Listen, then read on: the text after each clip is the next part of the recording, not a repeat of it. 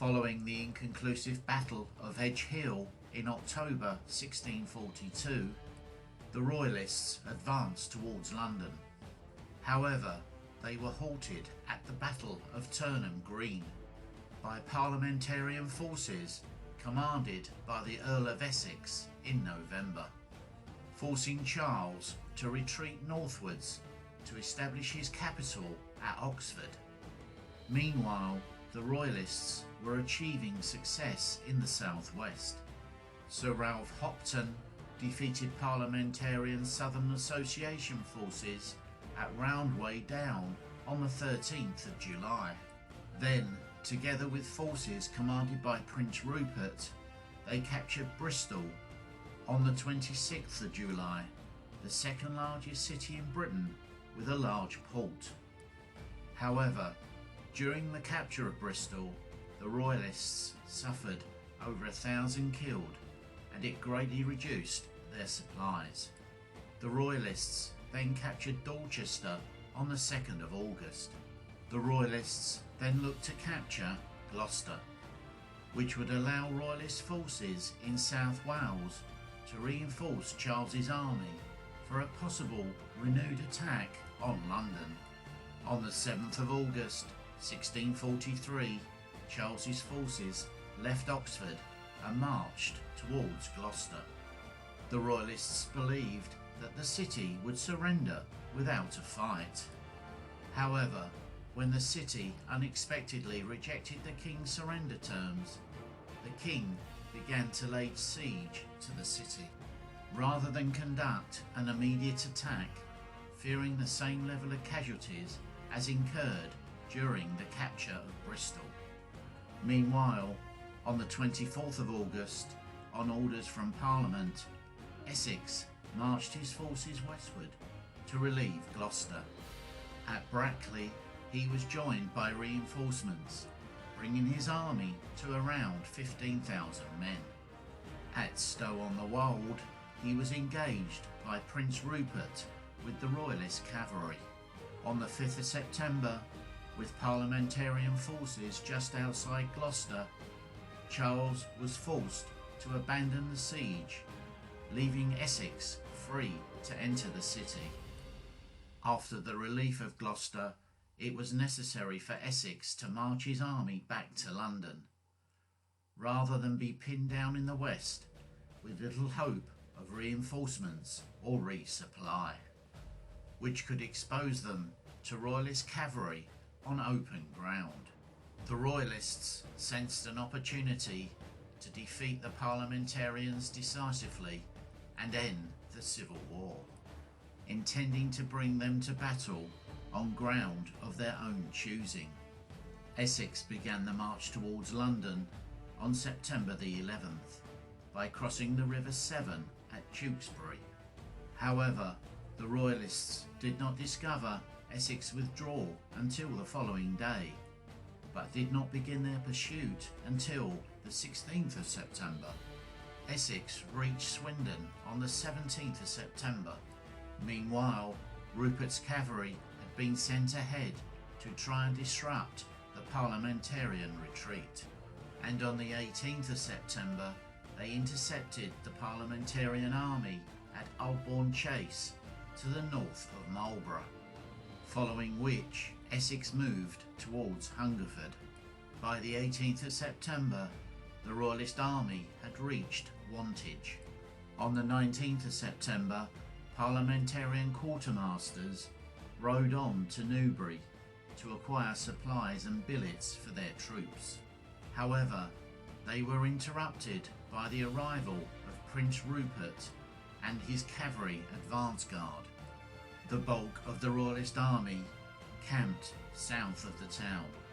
Once Essex had realised that the slow progress of his army had allowed the Royalists to block his route towards London, he made camp at Embourne, 2 miles away from Newbury.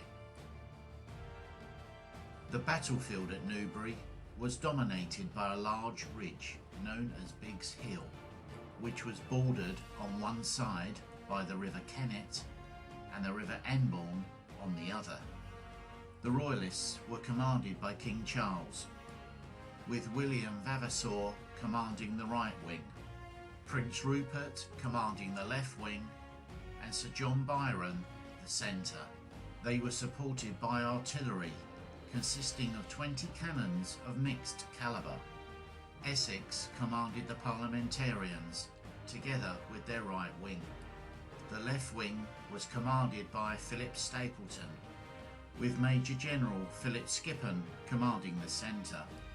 Parliamentarian artillery support was provided by around 22 mostly light cannon, as most of their heavy artillery was left at Gloucester to help defend the city. During the night of the 19th of September, a contingent of Royalist horse occupied the central and southern part of Biggs Hill, known as Wash Common. However, they failed to occupy the higher central part of Biggs Hill, known as Round Hill.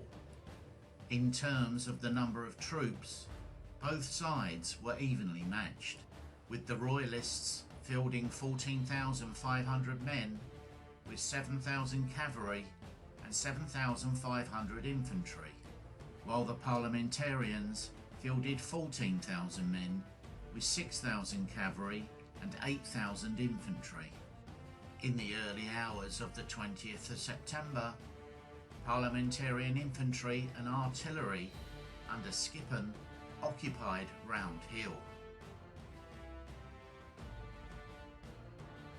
At dawn, Skippon's artillery began to bombard the Royalists on Wash Common, prompting a Royalist attack with the infantry commanded by Colonel Henry Wentworth and Colonel George Lizelle, while Sir John Byron's cavalry attacked the Round Hill at its northern end, forcing the Parliamentarian infantry back across the top of Round Hill into hedges on its far side, enabling the Royalists to take the hill. Skippon immediately called up some of the London Trade Band regiments from the reserve, whose effective combination of musketry and pike steadied the Parliamentarian position and forced the Royalist horse to retreat. On the Royalists' left, Prince Rupert made repeated charges across Wash Common, but the persistence of the Parliamentarian resistance forced Rupert to commit ever-increasing numbers into the battle. But after 3 attacks, Essex Cavalry Brigade withdrew, allowing Rupert to manoeuvre around Essex's left flank. However, despite repeated Royalists' cavalry and infantry attacks, and with both sides taking heavy casualties, Essex's infantry, supported by additional reserves from the London trained bands which plugged the gap in the Parliamentarian line, continued to resist stubbornly. On the Royalists' right flank, Vavasour's attack was initially halted by Parliamentarian artillery fire. A subsequent attack required the assistance of several regiments from Skippon before the Royalists were forced to withdraw. Heavy fighting continued on Round Hill and Wash Common until night fell at around 7 p.m, when the Royalists withdrew. With the Royalists' morale badly shaken by the heavy losses, and with their lack of supplies, particularly of black powder and musket shot, Charles decided he could not continue the battle and began to withdraw his forces back to Oxford. There are no exact records for the number of casualties sustained at the Battle of Newbury. However, historians estimate that there were between 1,300 and 2,000 Royalist casualties, and between 1,200 and 1,800 Parliamentarian casualties. Following the battle, Essex marched to Reading and then on to London, where he received a hero's welcome. He had demonstrated that the coordinated discipline of the Parliamentarian infantry could be effective against Royalist cavalry. For many historians, the Battle of Newbury marked the end of the high point for the Royalist cause, and their best chance to end the English Civil War on their terms, which could have turned out so differently had they seized the opportunity to take Round Hill on the night of September the 19th.